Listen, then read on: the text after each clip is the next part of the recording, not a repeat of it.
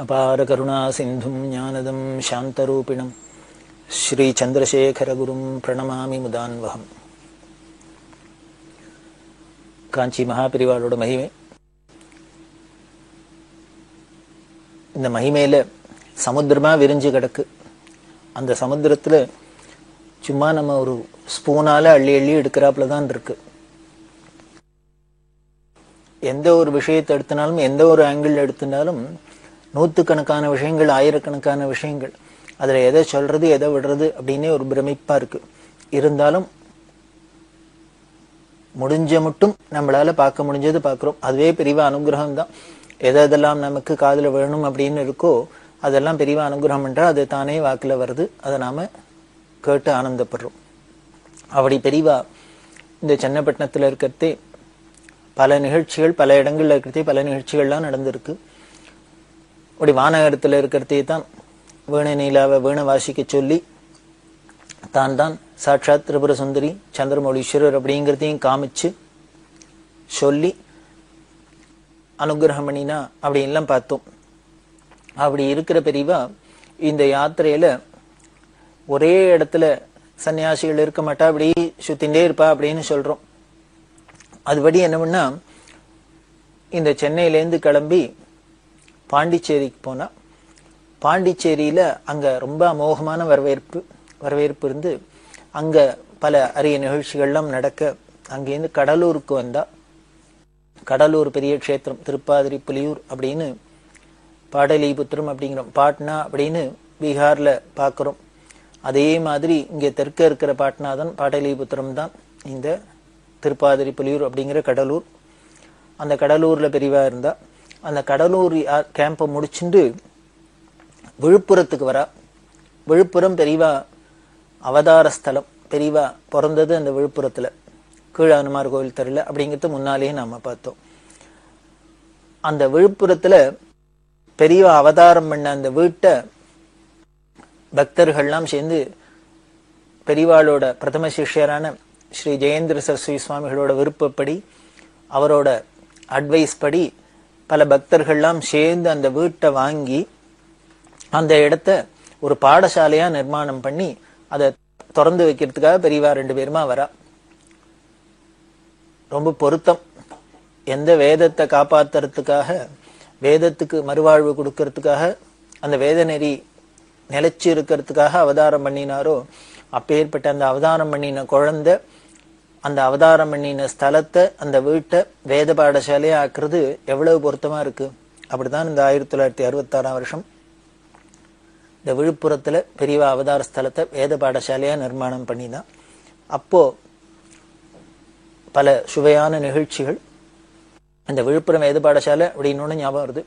அந்த விழுப்புரம் வேத பாடசாலையில தொடர்ந்து இந்த வரைக்கும் பாடசாலை நடந்துன்னு வருது. எய்தாப்புல ஒரு வக்கீல், அவர் தான் அதை ரொம்ப கண்ணும் கருத்துமா பார்த்துட்டு இருக்கா. அவ பரம்பரையில எல்லாரும் பார்த்துட்டு இருக்கா. பெரியவா கார்வேட் நகரம் அப்படிங்கிற இடத்துல இருந்தா. இந்த பாடசாலையில பசங்கள்லாம் படிச்சுட்டு இருக்கு இல்லையா. இந்த பாடசாலை பசங்கள் அப்படின்னாலே பிரம்மச்சாரி சேஷ்ட அப்படின்னு அந்த படிக்கிற நாள்ல பசங்களுக்கு எல்லாம் குறும்பு, விளையாட்டுத்தனம் ரொம்ப ஜாஸ்தியா தான் இருக்கும். விஷமும் ஜாஸ்தியா இருக்கும். நாமெல்லாம் குறைப்பட்டுக்கிறோம். குழந்தைகள் விஷமம் பண்ணினா இந்த குழந்தைகளோட விஷமம் தாங்கல்ல அப்படின்னு சொல்றோம். குழந்தைகளா இருக்கிறதே விஷமம் பண்ணாத என்ன பண்ணுவா, 30 வயசு 40 வயசுலயே விஷமம் பண்ணுவா. குழந்தைகள்னாலே விஷமம் பண்றதுதான், கண்டத்தை போட்டு உடைக்கிறது, ஈத்த கொட்டுறது, வாடுறது, இப்படித்தானே இருக்கும். ஒரு குழந்தையா இருந்தா எப்படி இருக்கணும், எவ்வளவு விஷமம் பண்ணணும் அப்படிங்கிறதுக்கே ஒரு கிருஷ்ணா அவதாரத்துல பாலலீல பண்ணி காமிக்கிறார். அத்தனை குறும்பு, அத்தனை விஷமம், அப்படித்தானே இருக்கணும். அப்பதான் ரசிக்க முடியும். அது மாதிரி இந்த பிரம்மச்சாரி சேஷ்ட அப்படிமோ, இந்த மாதிரி இந்த குழந்தைகளும் பிரம்மச்சாரிகள் இருக்கிறதுன்னு வீடு வாசல்லாம் விட்டுட்டோ, அப்பா அம்மாவெல்லாம் விட்டுட்டோ, இதுகள் ஏதோ போட்டத்தை சாப்பிட்டுண்டு பாடசாலையில படிச்சுட்டு இருக்கு. அதுகளுக்கு அந்த தாபம் ஏக்கெல்லாம் இருக்கலாமே, ஆசைகள் எல்லாம் இருக்குமோ இல்லையோ.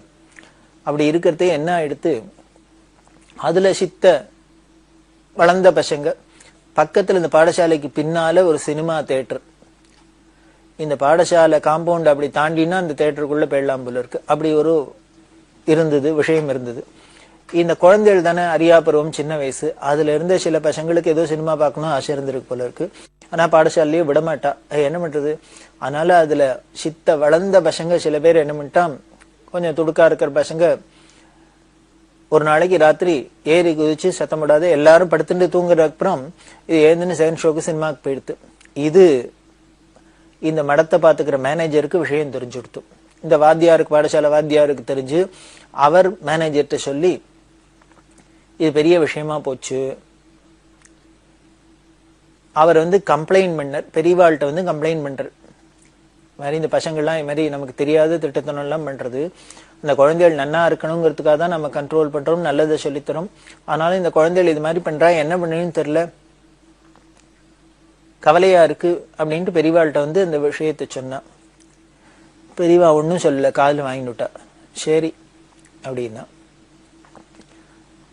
உடனே என்ன பண்ணா, உனக்கு என்ன நட்சத்திரம் அப்படின்னு, நட்சத்திரத்தை சித்ரா நட்சத்திரம் அப்படின்னு. உன் சம்சாரத்துக்கு என்ன நட்சத்திரம், ஏதோ ஒரு நட்சத்திரம் விசாகம் அப்படின்னு. உன் பிள்ளைக்கு என்ன நட்சத்திரம், பொண்ணுக்கு என்ன நட்சத்திரம், எல்லாம் வீட்டுல இருக்கிற நட்சத்திரத்தெல்லாம் கேட்டா. பெரியவா உடனே சொன்னா, நீ ஒண்ணு பண்ணு, இனிமே மாசா மாசம் உன் நட்சத்திரத்துக்கு ஏதான ஒரு பட்சணம் பண்ணி ஸ்வீட்டை பண்ணி அந்த பாடசாலை குழந்தைகளுக்கு எல்லாம் கூட அப்படின்னு. அவர் பார்த்தார், எதுக்கு அப்படின்னு. குடு, என்ன அதுக்கெல்லாம் வீடு வாசல் விட்டு வந்திருக்கு, பாவம் நம்ம ஏதோ நம்மள வசூல் பண்ணி தான் எல்லா இடத்துலயும் பாடசாலை நடக்கிறது, அதனால ஏதோ எல்லா இடத்துலயும் வீட்டுல வாளுக்கு உபச்சாரம் பண்ணி பாலும் தைரியமா வெண்ணையும் நெய்மா போடுறாப்புல நம்ம போட முடியாது, ஏதோ உண்டை கட்டி போடுறாப்புல தான் போடுறோம். அதுகளும் அதை சாப்பிடுறது, சின்ன வயசு சாப்பிட்ற வயசு, எல்லாத்தையும் சாப்பிடணும்னு ஆசை இருக்கும். அதனால நீ என்ன பண்ணு, இது மாதிரி பட்சணம் பண்ணி கொடு அப்படின்னா. இந்த பட்சணம் பண்ணி கொடுக்கு சொன்னதுக்கு இன்னொரு காரணம். முதல்ல யாரோ 2-3 பசங்க ஏறி குச்சி சினிமா போயிட்டான்னு சொன்னா இல்லையா, அதை கம்ப்ளைண்ட் பண்ண வந்தார். அதுக்கு முன்னால இன்னொரு கம்ப்ளைண்ட் வந்தது. என்ன அப்படின்னா, இந்த குழந்தைகளை பார்க்க அவ அப்பா அம்மா எல்லாம் வருவாளோ இல்லையோ, எப்பான மாசத்துலயோ வரத்தே பக்கத்துல என்ன பண்ண, வெளியில அழிச்சுன்னு போறாப்புல போய் பக்கத்துல ஹோட்டல்ல போய் ஏதானு வாங்கி கொடுத்துருப்பா போல இருக்கு. அதுவும் காதுல விழுந்தது. அதுக்காக தான் பெரியவா என்ன சொன்னா, இந்த குழந்தைகள் ஏதோ ஹோட்டல்ல போய் ஏதோ யாரோ வாங்கி கொடுக்குறா சாப்பிடுறது, இன்னொன்னு சினிமாவுக்கு போறது அப்படின்னு 2 விஷயத்தையும் வச்சுட்டு இப்போ இந்த மேனேஜரை கூப்பிட்டு சொல்றா, இனிமே உன் நட்சத்திரத்துக்கு ஏதானு பட்சணம் பண்ணி கொடு, அதுகள் பாவம் வீடு வாசலை விட்டுட்டு நிக்கிறது, ஏதோ நம்ம போடுறாப்புல உண்டகட்டிய திங்கிறது, குழந்தைகளுக்கு சாப்பிட்ற வயசு, திங்கணும்னு ஆசையா இருக்கும், அதனால பட்சணம் பண்ணி கொடுக்கலாம், ஏதானு ஒரு ஸ்வீட் காரம் பண்ணி கொடு அப்படின்னா. சரி, இது மாசத்துல ஒரு நாள் தின்னா போருமா, அதனால பெரியவா என்ன பண்ணா, அதுலயும் பெரியவாளோட அந்த சாமர்த்தியத்தை பாருங்க, பட்சணம் பண்ணி கொடு பாடசாலை பசங்களுக்கு அப்படின்னு சொன்னாலே போறோம், அது வீடு வாசலை விட்டுட்டு இருக்கு, குழந்தைகளுக்கு நாக்கு சேர்த்து போயிடும், அதனால நீ பட்சணம் பண்ணி கொடுன்னாலே கொடுக்கலாம். அப்படி கொடுன்னு சொன்னா நம்ம பாடசாலை பசங்களுக்கு கொடுக்கறதுக்கு அப்படின்னா இது ரெகுலரா பண்ணுவோமா, நமக்கு அதுல ஒரு பிரியம் வருமா, இதோ பெரியவா சொல்லிட்டாளே அப்படிங்கிறதுக்காக பண்ண போறோமோ அப்படிங்கிறதுனால பெரியவா என்னன்னா, உன்னோட ஜென்ம நட்சத்திரத்தன்னைக்கு கொடு, உன் நட்சத்திரத்தன்னைக்கு கொடு, கொடுத்தீங்கன்னா உனக்கும் பெரிய க்ஷேமம், அந்த குழந்தைகளுக்கும் பட்சணம் கிடைக்கும் அப்படிங்கிற. இது பாருங்க, நம்மளோட நட்சத்திரம் இதனால நமக்கு ஒரு லாபம் வருது அப்படின்னாக்க உடனே நம்ம ஒரு காரியத்துல கொஞ்சம் ஸ்ரத்தையாவே போவோம். நமக்கு பர்சனலா ஒரு லாபம் வரலன்னா தான் அந்த காரியத்துல நம்ம பிரவேசிக்கிறதே நம்மளோட கவனக்குறைவெல்லாம் இருக்குமே வழிய, நமக்கு ஸ்பெஷலா நம்ம நட்சத்திரம், நம்ம பொண்டாட்டி நட்சத்திரம், நம்ம புள்ள நட்சத்திரம், என்ன ஒரு பெரிய அனுகிரகம் வரப்போறது, இப்படி எல்லாம் ஏதாவது தோணித்துனாதான் நமக்கு உடனே ஸ்ரத்தையா போகும்.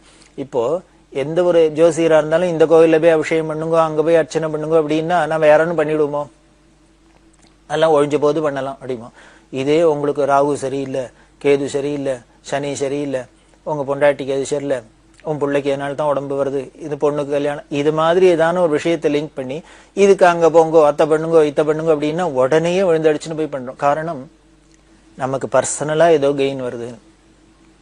நம்ம இது எதுக்கு சொல்றேன் அப்படின்னா, நம்மளோட பக்திங்கிறது இந்த லெவலில் தான் இருக்கு. பக்தியும் ஒரு வியாபாரமா தான் வச்சுருக்கோம். இந்த கோயிலுக்கு போனா என்ன கிடைக்கும், அந்த சாமிகிட்ட போனா என்ன கிடைக்கும், இத்த பண்ணா என்ன கிடைக்கும், இதுலதான் இருக்கே வழிய பக்தியே ஏதோ ஒரு எதிர்பார்ப்பு.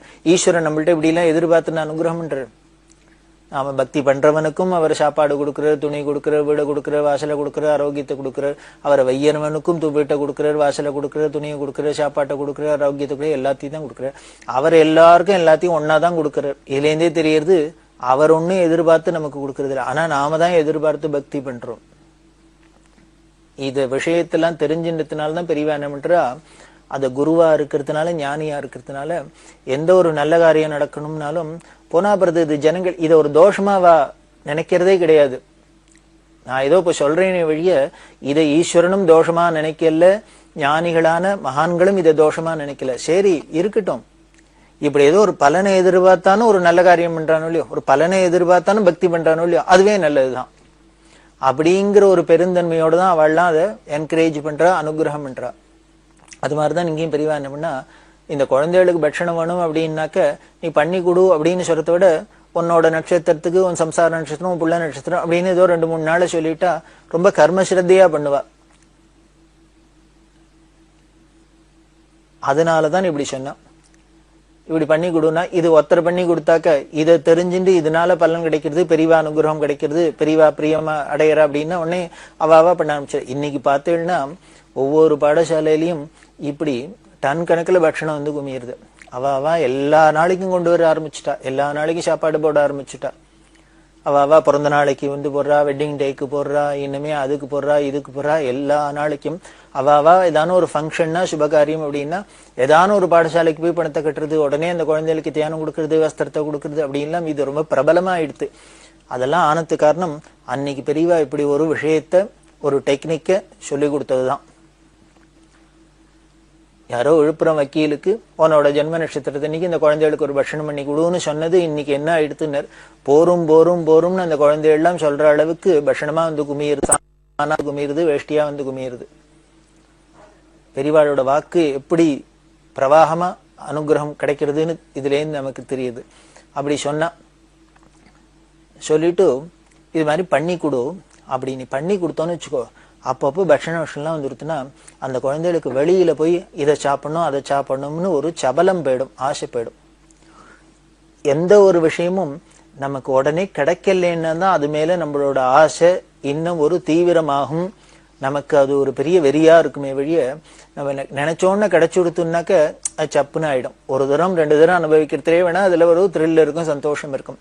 அதுக்கப்புறம் தினம் பட்சணம்னா அப்புறம் பட்சணத்தை பார்த்தாலே வெறுப்பா இருக்கும். நாம வெறும் மோர் சாத்து சாப்பிட்டே இருந்தா எந்த கடையில பட்சணத்தை பார்த்தாலும் இருந்தாதான் நாக்குல ஜலம் கொட்டும்.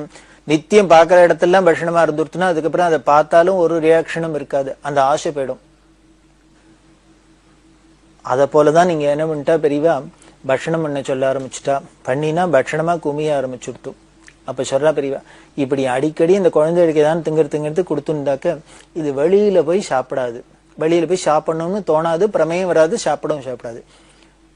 என்ன ஒரு அழகான அப்ரோச் பாருங்க. யாரோ வந்து அப்பா அம்மா அழிச்சுன்னு போய் அஜ்ஞானத்துல குழந்தைகளுக்கு ஹோட்டல்ல வாங்கி கொடுத்துட்டா அப்படின்னா அதை ஒரு பெரிய தோஷமா தப்பா கம்ப்ளைண்ட் பண்ணினா அந்த விஷயத்தை பெரியவா என்ன ஆங்கிள் பார்த்துன்னு எடுக்கிறா. ஏன் அவ ஹோட்டலுக்கு போனா சாப்பிட்டா அப்படின்னா, இங்க சாப்பாடு சரியில்லை, இங்க வாய்க்கு ருச்சியா இல்லை, அதனால எங்கேயோ போனா. இங்கே அது கிடைச்சிருத்துன்னா இன்னொரு இடத்த தேட வேண்டிய அவசியம் இல்லையே. அப்ப என்ன பண்ணும்னர், அவ வெளியில போய் சாப்பிடுறது தோஷம், அங்க போகப்படாதுன்னா அங்க போக விடாத அளவுக்கு நாம இங்க ஏதானும் பண்ணணும். பண்ணிட்டோம்னா சரியா போச்சு, அந்த தப்பு நின்று போயிடும். அதுக்காக தான் இதை பட்சணத்தை பண்ண சொல்றேன் அப்படின்னா இதை பண்ண சொல்லிட்டா. சரி, இப்ப 2 கம்ப்ளைண்ட் பண்ணினதுல 1 அரெஸ்ட் பண்றதுக்கு இவர் என்ன பண்ணிட்டார், மாசம் நட்சத்திரத்துல அவ பட்சணம் பண்ணி கொடுங்க அப்படின்னு சொல்லிட்டார். இது இப்படி நடந்துட்டு இருக்கு. ஒரு 2 மாசம் கழிச்சு திருப்பி அந்த மேனேஜரை கூப்பிட்டா. வக்கீல் போனா ஆமா இந்த நட்சத்திரத்துக்கு பட்சணம் பண்ணி கொடுக்க சொன்னேன், பண்ணி கொடுக்குறேன். அவர் உடனே ரொம்ப சந்தோஷமா சொன்னார், ஏதோ பெரியவா என்கிட்ட சொன்னா இது இப்போ ஊர் மூக்கிலும் பரவிடுத்து அவாவா கொண்டு வந்து தினம் கொடுக்க ஆரம்பிச்சுட்டா அப்படின்னா. அப்படியா, நிறைய வருதா, குழந்தையெல்லாம் திருப்தியா திங்கிறதானே? அது ரொம்ப நன்னா திங்கிறது, எல்லாத்துக்கும் வாங்கி வாங்கி பொட்டியில வச்சுட்டு தின்னு மாலை இல்லை அப்படி வருது அப்படின்னு. உடனே பெரியவா அடுத்தது ஆரம்பிச்சா. சரி, இப்ப படிக்கிற குழந்தைகள், சின்ன குழந்தைகள், அதாவது வீட்டை விட்டுட்டு வந்திருக்கு, அப்பா அம்மா நம்மள்கிட்ட விட்டுருக்கா, இந்த குழந்தைகளுக்கு இந்த கடலை மாவு, நெய், இதெல்லாம் அதிகமா கொடுத்தாக்க இதனால உடம்புக்கு ஏதானும் கெடுதல் வந்துருத்துனா என்ன பண்றதுன்னா, இந்த குழந்தைகளுக்கு இந்த கடலை மாவு, நெய், இதெல்லாம் அதிகமா கொடுத்தாக்க இதனால உடம்புக்கு ஏதானும் கெடுதல் வந்துருத்துனா என்ன பண்றதுன்னா. வக்கீல் பார்த்தார், இது முதல்ல குடு, குழந்தைகளுக்கு சாப்பாட்டுக்கு ஒண்ணும் இல்லை, நாக்கு அலையிறது, அதனால குடுன்னா. சரி, கொடுக்கறதா இருந்தா இப்ப ஓவரா போயிடுத்து என்ன பண்ணும், போயிட்டா என்ன பண்றது, இதுகளுக்கு ஏதாவது உடம்புக்கு வந்துருத்துனா அவ அப்பா அம்மாட்ட நம்ம என்ன பதில் சொல்லணும் அப்படிங்கிறாளேன்னு அவருக்கு என்ன பண்றதுன்னு புரியல. சரி, இதுக்கு என்ன பண்ணணும் அப்படின்னு. அதனால நீ என்ன பண்ணு, வாரத்துல 1 நாள் வழக்கெண்ணெய் கொடு குழந்தைகளுக்கெல்லாம் அப்படின்னு. அந்த குழந்தைகளுக்கு ஏதாவது மப்பு உப்பு சேராத இருக்க, இந்த கடலை மாவு இதெல்லாம் ஒன்றும் குழந்தைகளுக்கு பண்ணாத இருக்க விளக்கெண்ணெய் கொடு அப்படின்னா பார்த்தார் வக்கீல். சரி அதையும் பண்றேன் அப்படின்னா உடனே எப்படி கொடுக்கணும்னு பெரியவா மெத்தடு சொல்ற. நீ குழந்தைகள்கிட்ட போய் விளக்கெண்ணெய் குடினா குடிக்காது. நீ என்ன பண்ணு, பேயம்பழம் நிறைய வாங்கி வச்சுக்கோ, இத்தனை நல்ல விளக்கெண்ணையா வாங்கி வச்சுக்கோ. இந்த பேயம்பழத்தை பீஸ் பீஸ் பீஸா விட்டு விட்டா கட் பண்ணி அந்த விளக்கெண்ணெயில போடும், சித்த ஊறட்டும். தினம் நீ என்ன பண்ணு, வாரத்துல ஒரு நாளோ 2 நாளோ இல்ல தினமோ ராத்திரி போ, எய்த்த வீடு தானே, ராத்திரி போ, எல்லா குழந்தைகளும் படுக்கையில உட்காத்திச்சு ஒரு ஸ்பூன்ல அப்படியே 2 வாழைப்பழ துண்டோட இத்தனை ஒரு ஸ்பூன் விளக்கெண்ணெய் எடுத்து வாயில விடு. இந்த பழந்துங்கிற ருச்சியில அந்த விளக்கெண்ணையும் உள்ள போயிடும். இப்படி பண்ணி தினம் ஒரு ஸ்பூனா கொடுத்தாலே போறோம், மப்பு சேராது குழந்தைகளுக்கு, ஒன்னும் உடம்ப படுத்தாது. அப்படின்னு படுக்கையில உட்காந்து வச்சு எல்லாத்துக்கும் கொடு, ஒவ்வொரு ஸ்பூன் இந்த விளக்கெண்ணெய் விடு, இந்த 2 பழத்தை துண்டையும் வாயில போடும், குழந்தைகளை படுத்துக்க சொல்லு. நீ வீட்டுல படுத்துன்னு என்ன பண்ண போற? அதனால அந்த குழந்தைகளுக்கும் காவலா இருக்கும், அங்கேயே நீனும் படுத்துக்கோ என் பாடசாலையிலே அப்படின்னு. வக்கீல் பார்த்தார், சரி இதுவும் நல்ல ஐடியாவா தான் இருக்கு, அப்படியே படுத்துக்கிறான் அப்படின்னு. இப்படி படுத்துக்க ஆரம்பிச்சார், விளக்கெண்ணெயை கொடுக்க ஆரம்பிச்சார். இந்த டெக்னிக் எதுக்காக வச்சான்னு, இப்படி மேனேஜர் பக்கத்திலேயே நம்மளோட படுத்துன்னு இருக்கார், தினம் விளக்கெண்ணெய் கொடுக்கறதே இவர் எண்ணணுமே, எல்லா குழந்தைகளும் இருக்கான்னு பாக்கணுமே. இப்ப அட்டண்டன்ஸ் எடுத்தாப்புல ஆயிடும். இப்படி எடுத்தாப்புல தினம் விளக்கெண்ணெய் கொடுக்கறதே ஆள் இருக்கானான்னு பார்த்தா எவன் ஏறி குறிச்சு சினிமாவுக்கு போனாங்கிறது பிடிபட்டுரும், போக முடியாது அவனால. இவர் ஏதோ விளக்கெண்ணெய் கொடுத்துட்டு அந்தன போனாக்க சினிமா தியேட்டர்ல போனா ஏதாவது வந்துடுத்துனா பேதி ஆயிடுத்துனா என்ன பண்றது, அதனால அங்கேயும் போக முடியாது, இவரோ பக்கத்துலயும் படுத்துக்க சொல்லிவிட்டா. இப்படி அரெஸ்ட் பண்ணினா பெரியா. இது அந்த வக்கீலுக்கும் தெரியாது. இதை பண்ண சொல்லிட்டு பின்னால சொல்றா, நீங்க கம்ப்ளைண்ட் பண்ணீங்களோ இல்லையோ, யாரோ அழிச்சுன்னு போய் ஹோட்டல்ல போய் வாங்கி கொடுத்துட்டா குழந்தைகள் சாப்பிட்டுருத்துன்னு, அதுக்காகத்தான் இந்த பட்சணத்தை பண்ணி கொடுச்சுன்னு. இனிமே ஏறி குதிச்சு சினிமாவுக்கு போறதுன்னு, ஏறி குதிச்சு சினிமாவுக்கு போற பசங்களை பிடிச்சி நாம ஏதான தண்டிச்சோம்னா, பார்த்தோம்னா, கண்டிச்சோம்னா நிச்சயம் இது விபரீத பலனை தான் கொடுக்கும். அதனால அவளுக்கு தெரியாதையே ஒரு தப்பு நடக்கிறதே, அந்த தப்பு அவளுக்கு நாம திருத்துறோம்னு தெரியாது, தண்டிக்கிறோம்னு தெரியாதே நம்ம ஏதானும் பண்ணினாதான் இந்த தப்பை அடியோட ஒழிக்கலாமே ஒழிய இதுக்கு இல்லையா வேற வழி கிடையாது. அப்படின்ட்டு நீ அங்கேயே போய் படுத்துக்கிறதுனால இந்த விளக்கெண்ணெய் கொடுக்குற ஷாக்கில் நீ அங்கே வாட்ச் பண்ணின்னா எந்த குழந்தைகள் மிஸ் ஆகுது, எந்த குழந்தைகள் இருக்குங்கிறது தெரிஞ்சிடும். அவளுக்கும் மீறிண்டு போக முடியாது. அதுக்காக தான் இதை பண்ணிச்சு. பெரியவா ஒருத்தட்ட சொல்ற, பாரு ஒருத்தர் தப்பு பண்ணினா தப்பு பண்ணினவாளை வெறுக்காத, அந்த தப்ப வெறு அப்படிங்கிற. பண்ணின தோஷத்துல உனக்கு கோபம் வரணுமே வழிய பண்ணினவன் மேல கோபம் வரப்படாது, அப்படி பெத்துக்கோ அப்படிங்கிற. இது அவர் ஏதோ அடுத்த வாழ்க்கை தான் சொல்ற. இங்க பாருங்க, இது மாதிரி நிகழ்ச்சிகள்லாம் பார்த்தா பெரியவா அந்த பண்ணின தோஷத்தை தான் களையறதுக்கு பாக்குறா, அந்த தப்பத்தான் திருத்த பாக்குறாளே வழிய பண்ணினவா மேல அவ ஒன்னும் ஒரு வருத்தமும் படல. காரணம், மனுஷானா இருந்தா ஆசைகள் இருக்கும், பாசங்கள் இருக்கும், சபலங்கள் இருக்கும், இதெல்லாம் ரொம்ப நேச்சுரல் உலகத்துல. இதை எப்படி ஓவர் கம் பண்ணி இதுல இருந்து எப்படி மீண்டு வருதுன்னு பார்க்கணும். அதுக்குதான் ஒரு குரு என்று. குரு குரு குரு ஆச்சாரியன்னா எதுக்குன்னு இப்படி எல்லாம் நமக்கு தூக்கி விடுறதுக்கு தான். கரையேத்துறர் கரையேத்துறர் கரை சேர்க்கிறார் அப்படின்னா என்னத்தை கரை சேர்க்கிறார்? நம்ம என்ன இங்க தண்ணியிலேயே கிடக்கும்? என்ன எதுல இருந்து சேர்க்கிறங்கிற. இப்படிதான் பிறவி பெருங்கிடல், பெருங்கிடல் பிறவி பவசாகரம் அப்படின்லாம் சொல்றமே, இத்தனை தான் இருக்கு, இத்தனை அலைகள் இருக்கு, இத்தனையில மூழ்கி இருக்கும். இதுல இருந்தெல்லாம் ஒன்னொன்னா ஒன்னொன்னா ஒன்னொன்னா நம்மள தூக்கி தூக்கி தூக்கி விடுறதுக்கு தான் ஒரு ஆச்சாரியன் வந்துருக்கு, குரு வந்துருக்கு. அதுதான் பெரியவா பண்றது. அப்படி இந்த விழுப்புரம் பாடசாலை அப்படின்னு ஒண்ணு ஞாபகம் வருது. இந்த விழுப்புரம் பாடசாலையில பெரியவா பிறந்த இடம் ஒரு பாடசாலையா இருந்துட்டு இருக்கு. எந்த வேத உத்தாரணம் பண்ண வந்தன, வேத நாயகன், வேதியர் நாயகன், மாதின் நாயகன், மாதவர் நாயகன், ஆதி நாயகன், ஆதிரை நாயகன், பூத நாயகன், புண்ணிய மூர்த்தியே அப்படின்னு அப்பர் சுவாமிகள் பரமேஸ்வரனை ஸ்தோத்திரம் பண்றார். வேதமே வடிவானவன், வேத நாயகன், வேதியர் நாயகன் அப்படி இல்லாம சொல்ற. அப்பேற்பட்ட வேதநாயகனான பெரியவா அவதாரம் பண்ணின ஸ்தலம் அந்த பூமி ஒரு வேத பாடசாலையா இருக்கு. அது விழுப்புரத்துல பெரியவா திறந்து வச்சா. அதுக்கு காரணம் அவளோட சிஷ்யாளனும் புதுப்பிரிவாளோட இந்த முயற்சியினால. அப்படி இந்த விழுப்புரத்துக்கு வரத்துக்கு முன்னால, இந்த கடலூர்ல இருந்து விழுப்புரம் வரத்துக்கு முன்னால பக்கத்துல வளவனூர் அப்படின்னு இருக்கு. அந்த வளவனூர்ல இருந்தா, அந்த வளவனூர் அப்படிங்கிறது ஒரு சின்ன கிராமம். அந்த வளவனூர்ல பெரியவாளுக்கு பல பக்தாள்லாம் இருந்து எல்லாம் நிறைய கைங்கரியம் பண்ணியிருக்கா. அதுல ஒரு சில பேரை பத்தி சொல்றோம். நாம எல்லார பத்தியும் முடிஞ்ச அளவுக்கு யாராரு விஷயங்கள்லாம் நமக்கு தெரியுதோ அவளோட பெருமையெல்லாம் விஷயங்கள்லாம் அவ கைங்கரியத்தெல்லாம் பார்க்க போறோம். அதுல கேவி கிருஷ்ணசுவாமியர் அப்படின்னு ஒருத்தர், கேவிகே அப்படின்பா. அவர் தான் அந்த வளவனூருக்கு முத்ராதிகாரியா இருந்தார். கிராமத்துக்கு கிராமம், மடத்துக்கு ஒரு முத்ராதிகாரி நியமனம் பண்ணியிருந்தார். அந்த கேவிகே இருந்தார். அந்த கேவிகேட்ட இவாள்லாம் தரிசனத்துக்கு போயிருக்கா. பரணிமணி அப்படின்னு ஒரு பக்தர், அவள்லாமும் இந்த வளவனூர்காராதான். இந்த பரணிமணி, இந்த கேவிகே எல்லாரும் தரிசனத்துக்கு போயிருக்கிறது. ஒரு நாளைக்கு பெரியவா அந்த கேவிகேட்ட சொன்னா, இந்த கேவிகேக்கு வளவனூர்ல செட்டில் ஆனவர். அவரோட சொந்த ஊர் திருநெல்வேலி ஜில்லால கிருஷ்ணாபுரம் அப்படிங்கிறது. கேவிகேட்ட சொன்னா, நீ ஒண்ணு பண்ணு, இந்த கிருஷ்ணாபுரத்துக்கு போ, உங்க ஊருக்கு போ, அங்க கோவில் இருக்கோ இல்லையோ, அந்த கோவிலுக்கு பக்கத்துல இருக்கிற 7ஆம் நம்பர் வீட்டுல போய் ஒரு 150 ரூபா பணத்தை கொடுத்துட்டு வா அப்படின்னா.